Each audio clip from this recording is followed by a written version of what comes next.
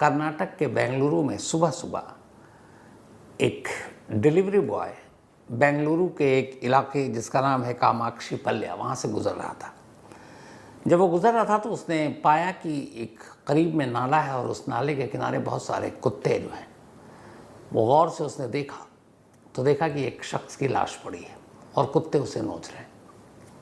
उसने फ़ौरन पुलिस को फ़ोन किया, पुलिस की टीम आई और एक लावारिस लाश को उठाकर वहाँ से अस्पताल ले गई।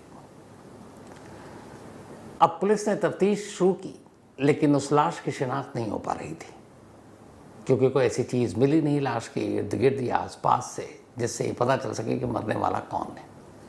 ये भी पता नहीं था कि इस शख्स को मारा गया है या फिर यूं ही अचानक इसकी मौत हो गई है, खुदकुशी की है, कुछ जानकारी नहीं। अब बेंगलुरु पुलिस ने आसपास के तमाम पुलिस स्टेशन से इस बारे में जानकारी लेनी शुरू की कि क्या कोई नौजवान गायब है। मरने वाले का हुलिया देखकर लग रहा था उसकी उम्र 30-35 साल के करीब होगी।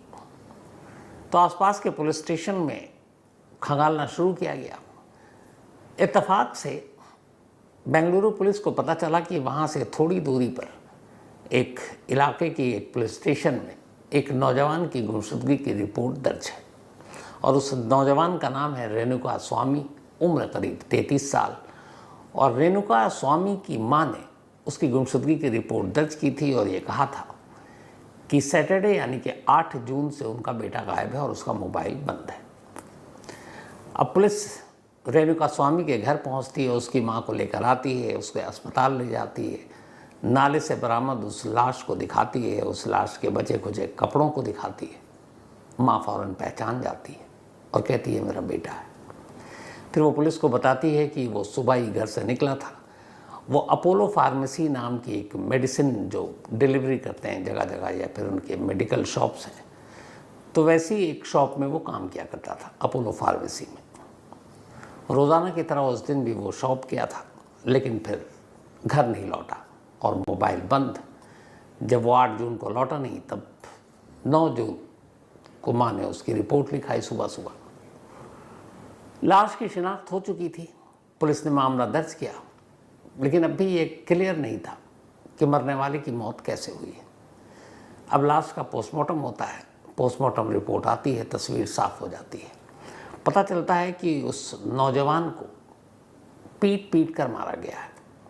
पोस्टमार्टम रिपोर्ट दहलाने वाली थी।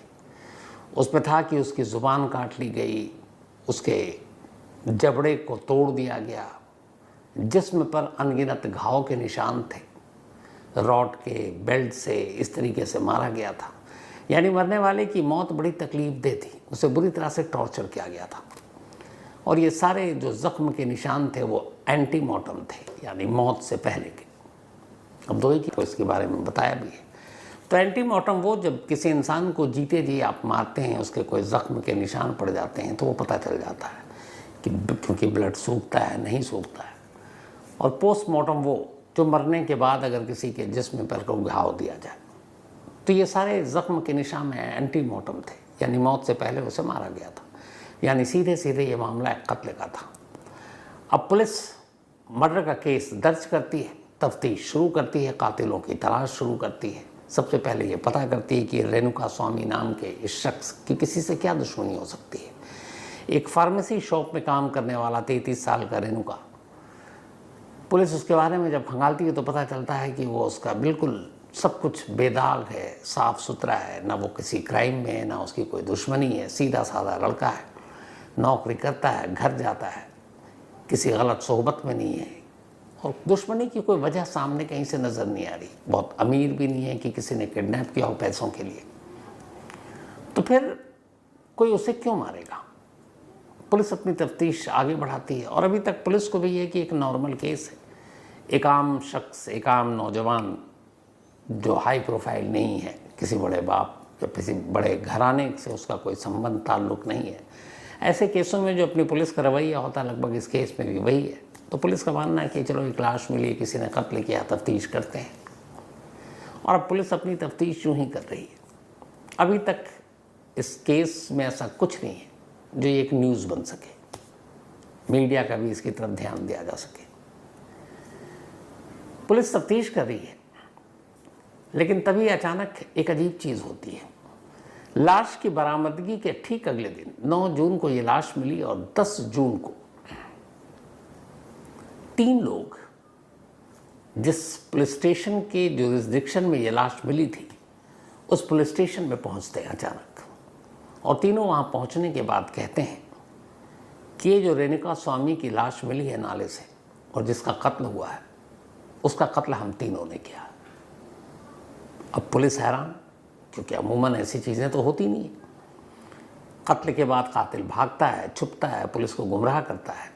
यहाँ पुलिस तफ्तीश कर रही है, कोई सुराग नहीं, कोई क्लू नहीं, किसी पे शक नहीं, और अचानक 3 लोग खुद ही पुलिस स्टेशन पहुंचकर ये कह रहे हैं कि कत्ल मैंने किया है। पुलिस वाले पूछते हैं अच्छा मोटिव बताओ, मकसद बताओ, क्यों कत्ल किया? कहते हैं रेणुका स्वामी से हमारा पैसों का लेन देन था और इसीलिए झगड़ा हुआ और झगड़े में हमने गुस्से में उसे मार डाला, और तीनों ने सरेंडर कर दिया। अब लोकल पुलिस वाले उन तीनों की बातों को सच मानकर उन तीनों को पकड़कर लॉकअप में डाल दिया। उन्होंने कहा चलो, ऊपर वाले ने बैठे बिठाए बिना मेहनत किए हुए केस को सुलझा दिया। कातिल इतना शरीफ कि खुद ही आ गया थाने में, केस लगभग सुलझ गया। अब थाने की पुलिस केस को क्लोज करने की तैयारी कर रही है। लेकिन इससे पहले कि ये केस क्लोज होता, अचानक उस इलाके के जो एसीपी हैं, थाना उनके अंडर में है, तो अब एसीपी उस थाने में पहुंचते हैं, पूछते हैं कि क्या हुआ इस केस का। जो आईओ है इन्वेस्टिगेटिंग अफसर, वो बताता है साहब ये रेणुका स्वामी नाम के शख्स की लाश मिली थी और 3 लोग खुद ही थाने आ गए, शायद पुलिस के डर से, और उन्होंने सरेंडर कर दिया और पूरा अपना जुर्म कबूल कर लिया है। लेकिन एसीपी को ये बात हजम नहीं हुई। आज के ज़माने में वो भी एकाक शख्स, चलो किसी का ज़मीर जाग उठता है, चला आता है। यहाँ 3 अलग अलग लोग और तीनों का एक ही तरीके से सोचना, ये बात खटक रही थी। एसीपी को लगा कि मामला कुछ गड़बड़ है। उन्होंने कहा ठीक है, उन तीनों से मैं पूछताछ करूँगा। तीनों को बुलाया गया और तीनों से उन्होंने अलग अलग पूछताछ करनी शुरू की। जब तीनों से अलग अलग पूछताछ शुरू की कि क्या दुश्मनी थी, कैसे मारा, कहाँ मारा, कौन सी जगह थी, तीनों के बयान अलग अलग थे। अब यहाँ पे डाउट शुरू कि एक कत्ल के लिए 3 लोग आए हैं और तीनों के बयान अलग अलग हैं। साफ लग गया कि ये तीनों झूठ बोल रहे हैं। खैर एसीपी ने इसके बाद पुलिस की अपनी टीम से कहा कि काम करो, इन तीनों के मोबाइल का लोकेशन चेक करो और मरने वाले के मोबाइल का लोकेशन चेक करो, जो कहाँ कहाँ इन मौजूद थे ये लोग, किस किस वक्त एक साथ थे कि नहीं, वो चेक करो। वो सारी चीज़ें चेक करने के साथ साथ उन्होंने कहा इनके नंबर भी चेक करो। अब जब मोबाइल में झांका गया तो पता चला कि पिछले 3 दिनों में इन लोगों ने जिन जिन लोगों से बात की है उन सारे के नंबर आने शुरू हुए। लेकिन उन्हीं में से एक नंबर पर जब पुलिस की नज़र पड़ी तो बेंगलुरु पुलिस चौंक उठी। उस नंबर पर कई बार बातचीत हो रही थी, इधर से भी कॉल किया जा रहा था और उधर से भी उस नंबर से कॉल आ रहा था। अब चौंकना इसलिए यहाँ पर हुआ क्योंकि जिस नंबर से बार बार बात हो रही थी वो नंबर किसी आम इंसान का नहीं था। वो नंबर कन्नड़ फिल्म के सुपरस्टार, कन्नड़ फिल्मों के सबसे बड़े हीरो में से एक, जिनकी हर फिल्म जब आती है और शुरुआत होती है तो उनके नाम से पहले एक टैगलाइन आता है, और वो टैगलाइन है जो इनकी हर फिल्म से आता है, वो चैलेंजिंग स्टार। साउथ की फिल्मों में एक अलग परंपरा है, मेगा स्टार, मास स्टार, सुपर स्टार, इसके अलावा भी और भी कई नाम हैं, चूँकि साउथ इंडियन फिल्में मैं बहुत देखता हूँ हिंदी में डब्ड। तो इनके नाम के आगे आता है चैलेंजिंग स्टार, दर्शन। मुझे हैरत तब हुई जब इस खबर के बारे में पता चला। जब मैंने तस्वीर देखी तो मैं सोचने लगा कि मैंने कितनी फिल्में देखी होंगी दर्शन की, कम से कम 10-12 फिल्में तो ज़रूर देखी होंगी, और मुझे लगता है आप में से बहुत सारे लोगों ने देखी होंगी। फिर मुझे लगा कि ये challenging star, super star Kannada फिल्मों के, और सैंडलवुड, जैसे हमारी बॉलीवुड है, उधर हॉलीवुड है, कुछ टॉलीवुड है, कुछ जॉलीवुड है, हमारे देशों में मॉलीवुड है, तो कन्नड़ फिल्मों का नाम सैंडलवुड है, क्योंकि वहाँ जो सैंडल और संदल की जो लकड़ियाँ हैं उसकी वजह से भी, और भी कुछ वजह होगी, लेकिन कन्नड़ फिल्मों का नाम सैंडलवुड दिया गया। तो सैंडलवुड के सबसे बड़े star, superstar, challenging star Darshan 3 लोग जो खुद को कातिल बता रहे हैं, उनमें से एक के मोबाइल पर लगातार फ़ोन कर रहे हैं और इधर से भी लगातार फ़ोन पर बात हो रही। अब यहाँ पुलिस के लिए सोचना ज़रूरी था कि इन कातिलों से कन्नड़ फिल्मों के सुपरस्टार का क्या रिश्ता। और सबसे बड़ी बात जो चौंकाने वाली थी वो ये कि जिस दिन ये कत्ल हुआ और जब उसके बाद लाश को ठिकाने लगाया गया, ये सारी बातचीत, सारे कॉल उन्हीं 2 दिनों में पिछले 48 से 72 घंटे के दरमियान हो रही है। जब एसीपी ने इस मोबाइल में एक कातिल के, सुपरस्टार का देखा नंबर और देखा इतने कॉल, उसे लगा मामला कुछ गड़बड़ है। अब पुलिस ने इन तीनों कत्ले के आरोपी और चैलेंजिंग स्टार, सुपरस्टार दर्शन के मोबाइल के लोकेशन को ट्रेस करने का फैसला किया। तो टावर से पता चला कि पिछले 48 घंटों में ऐसे कई मौके आए जब ये तीनों कातिल, आरोपी कातिल और सुपरस्टार दर्शन एक ही जगह पर मौजूद थे। अब ये बात बड़ी हैरान करने वाली थी कि एक फिल्म का इतना बड़ा सितारा, इतना बड़ा स्टार और ये 3 कातिल, और ये जो कुछ हुआ है इसी दौरान में सब एक साथ। एसीपी को कुछ डाउट हुआ। इसके बाद उन्होंने उन तीनों को फिर से बुलाया, अलग अलग तीनों से बातचीत की और इसके बाद तसल्ली और तरीके से बातचीत की। जब बातचीत की तो उनमें से एक टूट गया और फिर उसने सच बताया, एक ऐसा सच जिसकी वजह से पिछले 1 हफ्ते से बेंगलुरु और पूरे कर्नाटक और ख़ास तौर पर कन्नड़ फिल्म इंडस्ट्री या फिर सैंडलवुड में एक कोहराम मचा हुआ है। कन्नड़ फिल्म का सबसे बड़ा सितारा यानी कि दर्शन इस वक्त जेल में है, पुलिस हिरासत में है। 11 तारीख तक थी, फिर उसके बाद अब जुडिशल कस्टडी में जाना है। दर्शन का इन तीनों कातिल से क्या रिश्ता, और नाले के किनारे से 9 जून को जो लाश मिली रेणुका स्वामी की, उस लाश से कन्नड़ फिल्म के सुपरस्टार का क्या रिश्ता। पुलिस ने तफ्तीश की और उस तफ्तीश के बाद पूरी कहानी सामने आई और वही कहानी अब आपके सामने पेश है। दर्शन कन्नड़ फिल्मों में इसलिए आए क्योंकि उनके पिता खुद कन्नड़ फिल्मों के एक बहुत बड़े अपने ज़माने के नेगेटिव किरदार किया करते थे। बाद में दर्शन ने संदल की लकड़ी का कारोबार भी किया, एक बिजनेसमैन के तौर पर उभरे, पॉलिटिकल घरानों से अच्छे रिश्ते। फिर चूँकि फिल्मी बैकग्राउंड था, उन्होंने फिल्मों में काम किया, धीरे धीरे उन्हें फिल्में मिलने लगी, कन्नड़ फिल्में। 1990 के लेट में उन्होंने फिल्म इंडस्ट्री में कदम रखा, लेकिन उनकी जो पहली फिल्म हिट हुई थी 2002 में, उस फिल्म का नाम था मैजेस्टिक। इसके बाद बहुत सारी फिल्मों में काम किया। लास्ट फिल्म जो उनकी आई थी 2023 में, कातेरा, ये सुपर डुपर हिट हुई और इसकी कुछ दिन पहले ही एक ग्रैंड सक्सेस पार्टी भी हुई थी। तो ऐसी बहुत सारी फिल्में की और धीरे धीरे दर्शन की जो इमेज है वो कन्नड़ फिल्म में ये बनी कि एक आम आदमी को रिप्रेजेंट करता है, एक आम आदमी के हक की लड़ाई लड़ता है, एक आम आदमी की आवाज़ को उठाता है, जुल्म के ख़िलाफ़ आवाज़ उठाता है। तो एक बहुत बड़ा इनकी एक फ़ैन फॉलोइंग हो गई। कन्नड़ के अलावा फिर दूसरी भाषाओं में भी काम किया, तेलुगु में, तमिल में, मलयालम में, लेकिन कन्नड़ फिल्मों में इनका कोई जवाब नहीं।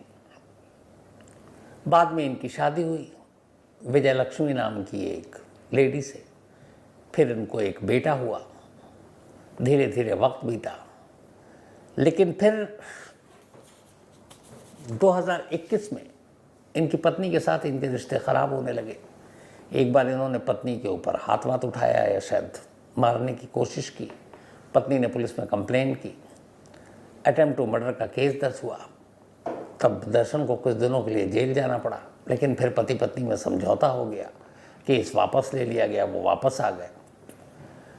और ये सब लड़ाई झगड़ा इसलिए हुआ कि करीब 10 साल पहले दर्शन की ज़िंदगी में एक महिला आई। उस महिला का नाम है पवित्रा गौड़। पवित्रा गौड़ अपने आप को एक मॉडल, एक डिज़ाइनर, एक एक्ट्रेस यही बताती है। एक फिल्म के लिए दर्शन को किसी न्यू फेस की तलाश थी और इत्तेफाक से जो पवित्रा गौड़ है उन्होंने किसी से, एक बड़े नामी फोटोग्राफर से अपनी एक पूरी पिक्चर बनवाई थी, पोर्ट्रेट। उस पर नज़र पड़ी दर्शन की। दर्शन ने बुलाया पवित्रा गौड़, लेकिन बात बनी नहीं किसी वजह से। तो पवित्रा गौड़ को वो फिल्म तो नहीं मिली, लेकिन वो दर्शन के करीब आ गई। फिर दर्शन की वजह से कुछ फिल्मों में काम भी मिला, हालांकि वो बड़ी एक्ट्रेस नहीं बन पाई, लेकिन दर्शन की ज़िंदगी में दाखिल हो चुकी थी। और ये सब कुछ चुपचाप चलता रहा। लेकिन बवाल तब मचा जब पिछले ही साल पवित्रा गौड़ ने एक इंस्टाग्राम पे पोस्ट लिखा और उसमें दर्शन की तस्वीर के साथ ये लिखा कि हमारे रिश्ते के 10 साल। तो उन्होंने ओपनली एक तरह से ये बता दिया लोगों कि हम और दर्शन दोनों रिलेशनशिप में हैं। लेकिन दर्शन एक सुपरस्टार होने के साथ साथ एक पति भी थे, एक पिता भी थे। और इधर पवित्रा गौड़ की कहानी ये थी कि फिल्में जब उनको शुरू में मिली नहीं तो उन्होंने भी एक शादी कर ली। शादी के बाद उन्हें एक बेटी हुई, लेकिन फिर पति से बनी नहीं, दोनों अलग हो गए। अब वो बेटी के साथ रहने लगी। बाद में दर्शन जिंदगी में आए, अब दोनों साथ हो गए। अब यहाँ तक तो सब कुछ ठीक था, लेकिन फिर हुआ ये कि साउथ की फिल्मों में और साउथ के जो स्टार्स हैं, अगर आप अपनी बॉलीवुड की फिल्मों की बात करें उससे उनकी पूरी ज़िंदगी अलग है। साउथ में स्टार्स को लोग पूजते हैं, उनकी पूजा करते हैं। कई ऐसे हीरो हीरोइन हुए जिनके मंदिर में मूर्तियाँ स्थापित की जाती हैं, तो वहाँ के फ़ैन बड़े अलग होते हैं। दर्शन के भी बहुत बड़ी एक पूरी फ़ैन की एक वो थी, बहुत सारे चाहने वाले थे, उनके कई सारे फ़ैन क्लब भी थे। इत्तेफाक से जब पवित्रा गौड़ ने एक बार इंस्टाग्राम पे, सोशल मीडिया पे ये आम कर दिया कि उनके और उनके रिश्तों के 10 साल, तो इससे पहले भी लोगों को ये सारी चीज़ें तो पता चलती रहती हैं स्टार के बारे में, बहुत सारी गॉसिप होती रहती है। तो उनके जो फ़ैन थे वो 2 हिस्सों में बढ़ गए। एक फ़ैन उसने इस रिश्ते को कबूल कर लिया। क्यों? क्योंकि वो दर्शन को भगवान की तरह पूजते थे, मानते थे कि चलो हमारे स्टार की ये दूसरा रिश्ता है, सही है। लेकिन एक तबका ऐसा था, एक फ़ैन की लॉबी ऐसी थी जो इसे सही नहीं मानती थी। उसका मानना था कि नहीं, उनको विजय लक्ष्मी के साथ वफादार होना चाहिए, उनकी पत्नी है, एक बेटा है, और इस दूसरी हीरोइन के साथ उनका कोई रिश्ता नहीं होना चाहिए। तो इसको लेकर लोग बड़े कमेंट्स भी करते हैं। और जब पवित्रा गौड़ ने वो फ़ोटो डाली थी तब भी लोगों ने बड़े कमेंट्स किए थे पवित्रा गौड़ के ख़िलाफ़। तो सोशल मीडिया पर ये चलता रहता है, बहुत सारे लोग कमेंट्स करते हैं। इत्तेफाक से रेणुका स्वामी 33 साल का एक नौजवान जो बेंगलुरु के करीब रहता है, वो भी दर्शन को एक भगवान की तरह मानता था, क्योंकि वो उसका अंधा फैन था। दर्शन की कोई भी फिल्म हो, फर्स्ट डे फर्स्ट शो, ये देखना उसके लिए ज़रूरी था, चाहे कैसे भी देखे। कई बरसों से वो दर्शन का दीवाना था और दर्शन की पूजा करता था। लेकिन जब पवित्रा गौड़ की ये कमेंट्स आए सोशल मीडिया पर, जो उसने पोस्ट किया, तो रेणुका स्वामी उन फैंस में था जो इस रिश्ते के ख़िलाफ़ था। उसे लगता था कि नहीं, उसका भगवान अपने घर वालों के ख़िलाफ़ धोखा नहीं कर सकता, उसकी एक पत्नी है, बेटा, उनके साथ वफादार होना चाहिए, इस रिश्ते से उसको दूर होना चाहिए। तो जब भी पवित्रा गौड़ कुछ दर्शन को लेके पोस्ट करती, वो उसके ख़िलाफ़ कमेंट्स करता और कहता कि तुम गलत कर रही हो, एक शादीशुदा आदमी की ज़िंदगी तुम बर्बाद कर रही हो, और बहुत सारे ऐसे कमेंट्स करता रहता। और ये कमेंट्स पहुंचता भी दर्शन तक, पवित्रा गौड़ तक। इत्तेफाक से जून के पहले हफ्ते में भी रेणुका स्वामी ने एक ऐसे ही पवित्रा गौड़ के पोस्ट पे कमेंट्स किया, और इस कमेंट्स में बहुत गुस्से में था और उसने पवित्रा गौड़ को बहुत बुरा भला कहा कि तुम कैसी महिला हो, एक शादीशुदा आदमी, उसकी ज़िंदगी बर्बाद कर रहे हो, उसकी ज़िंदगी में दाखिल होकर, तो ये सब अच्छी चीज़ नहीं है। और भी उसने कुछ आपत्तिजनक भाषा का भी प्रयोग किया। पवित्रा गौड़ ने ये कमेंट्स पढ़ा और वो खुद पर काबू नहीं रख पाई। वो पहुंचती है दर्शन के पास और दर्शन से कहती है कि देखो, ये मेरे बारे में तुम्हारे रिश्तों को लेकर क्या क्या क्या कहा जा रहा है और ऐसे लोगों को सबक सिखाना होगा। पवित्रा गौड़ के इस गुस्से और उस कमेंट्स के बाद जो कुछ लिखा था और उसके दबाव में दर्शन ने कहा ठीक है, मैं करता हूँ। अब दर्शन ने पता किया, कर्नाटक में शहर शहर फ़ैन क्लब है, तो ऐसे ही एक फ़ैन क्लब चलाने वाला एक शख्स उसे बेंगलुरु के पास मिल गया। उसने कहा कि ये बंदा जो ये पोस्ट करता है, ज़रा इसकी असलियत पता करो। अच्छा, रेणुका स्वामी जो पोस्ट करता था वो एक दूसरे आईडी से करता था, इंस्टाग्राम और उस पर। तो उस फ़ैन क्लब को चलाने वाले एक शख्स ने, जिसका नाम शायद राजेंद्र है, उसने पता करना शुरू किया और पता करते करते उसे रेणुका स्वामी की जानकारी मिल गई। उसने बताया दर्शन को कि मैंने पता कर लिया, बताइए क्या करना है। उसने कहा कि उसे मार दो। अब इधर राजेंद्र भी हैरान, मतलब एक सुपरस्टार और एक बंदा एक सोशल मीडिया पे फ़ैन कुछ कमेंट्स कर रहा है, आप उसकी सीधा जान ले लोगे। उसको पहले तो समझ में नहीं आया, लेकिन फिर जब उसने दोबारा पूछा उसने कहा बिल्कुल। तब इसके बाद उसने अपने लोगों को लगाया रेकी की, रेणुका स्वामी कहाँ रहता है, कब शॉप जाता है, कब लौटता है। ये सारी चीज़ें जब हो गई, 8 जून की बात है। 8 जून को राजेंद्र पहुंचता है और उससे बातचीत करता है। चूँकि वो दर्शन का फ़ैन क्लब चलाता था और रेणुका स्वामी भी दर्शन का फ़ैन है, तो उसे पूरी बात बताता है। तो कहता है यार तुम तो फ़ैन क्लब चलाते हो, कभी हमारे भगवान से मिला दो। उसने कहा ठीक है। उसने कहा चलो तुमको दर्शन से मिलाते हैं, दर्शन सर से। रेणुका स्वामी की खुशी का कोई ठिकाना नहीं। मतलब उसे लगा कि शायद कोई उसकी मुराद पूरी होने जा रही है, जिसे वो पूछता है, जिसे इतने बरसों से चाहता है, जिसकी हर फिल्म पहले दिन पहले शो देखता है, उससे वो मिलेगा।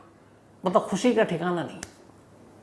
कमाल देखिए कि वो मरा जा रहा है उस शख्स से मिलने के लिए जो उसे मारना चाहता है। तो बड़ा आसान शिकार था। वो खुद ही मौत तक पहुंचने के लिए उतावला था। रेणुका स्वामी को दर्शन के कहने पर फ़ैन क्लब चलाने वाले राजेंद्र और उसके दोस्त कैब बुक करते हैं और कहते हैं चल। उसके बाद वो उसे बेंगलुरु के एक आउटस्कर्ट पर ले जाते हैं, एक गोदाम में ले जाते हैं। लेकिन वहाँ पहुँचते ही फिर जो उनका बर्ताव अचानक बदलता है, रेणुका स्वामी हैरान रह जाता है।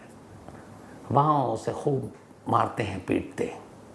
वो सब पूछता है मुझे क्यों मार रहे हो, मुझे क्यों, उसे कुछ समझ ही भी नहीं आया।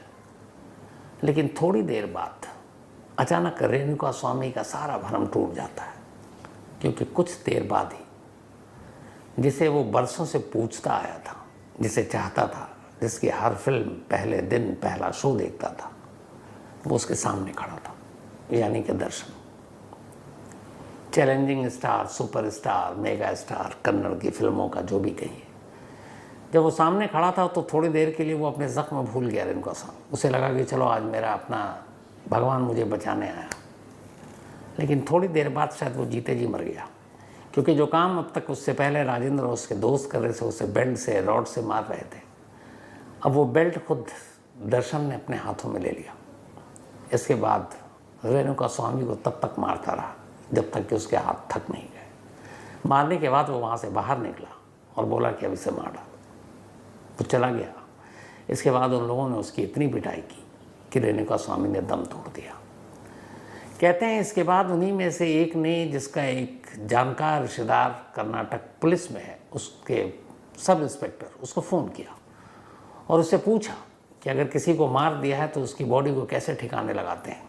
उसने कहा ले जाओ, वहाँ पे एक जगह पे एक नाला है, उस नाले में उसकी लाश को डाल दो, बहकर लाश दूर चली जाएगी, किसी को पता ही नहीं चलेगा, कभी लाश मिलेगी नहीं।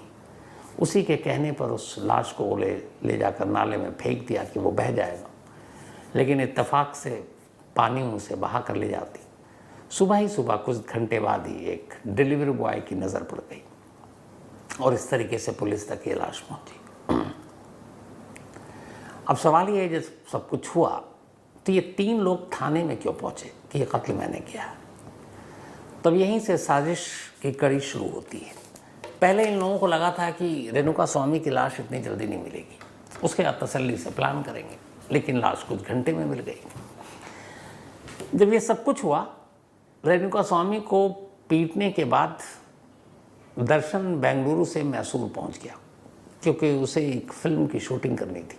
उसकी एक फिल्म आने वाली जिसका नाम ही देखिए इत्तेफाक से डेविल द हीरो है। तो उसकी शूटिंग थी मैसूर, और उसी के मैसूर के एक 5 स्टार होटल में वो ठहरा हुआ था। अब जब इधर लाश मिलने की खबर आई तो दर्शन को लगा कि अब तो पुलिस जांच करेगी, उस तक पहुंच ना जाए। तब उसने इसी राजेंद्र फैन क्लब को चलाने वाले और उससे बात की और उसने कहा कि एक काम करो, तुम 3 लोगों को तैयार करो, मैं सबको 20 लाख रुपए दूंगा और थाने में जाकर एक्सेप्ट कर लो कि ये कत्ल हमने किया और बहाना बना दो कि पैसों को लेकर झगड़ा था। और वो 3 लोग पहुंच गए थाने में कि हमने कत्ल किया। लेकिन एसीपी को लगा कि मामला कुछ गड़बड़, और जब उन्होंने तसल्ली से पूछताछ की तो ये सच्चाई सामने आ गई। अब इधर ये सारी चीज़ें हो गई, उधर दर्शन को छोटी मोटी चीज़ तो है नहीं, चैलेंजिंग स्टार है, उसने भी चैलेंज किया सिस्टम को।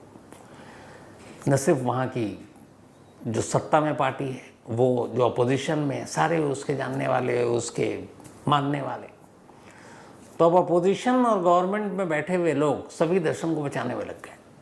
एक मिनिस्टर ने तो होम मिनिस्टर से लेकर चीफ मिनिस्टर तक बात कर ली कि भाई दर्शन बहुत बड़ा स्टार है कन्नड़ फिल्म इंडस्ट्री का, अगर ये जेल जाएगा तो पता नहीं क्या हो जाएगा।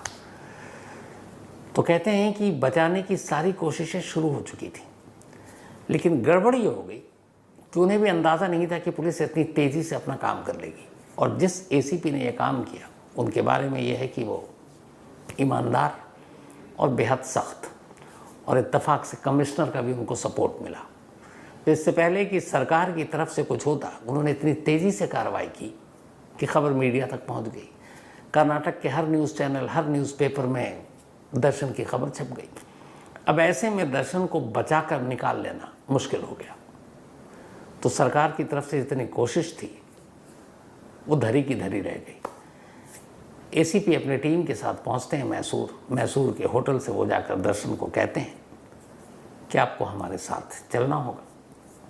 तो कहते हैं ठीक है आप चलिए, हम बाद में आएंगे। बोले नहीं, या तो अभी चलिए वरना अरेस्ट करके ले जाएंगे। कोई रास्ता नहीं था। दर्शन को लगा चलो अभी मेरे पॉलिटिकल आका सब बैठे हुए हैं, सरकार में भी अपोजिशन में भी, ये क्या करेंगे, थोड़ी देर के बाद निकल के आ जाऊँगा, फिर से शूटिंग करूँगा।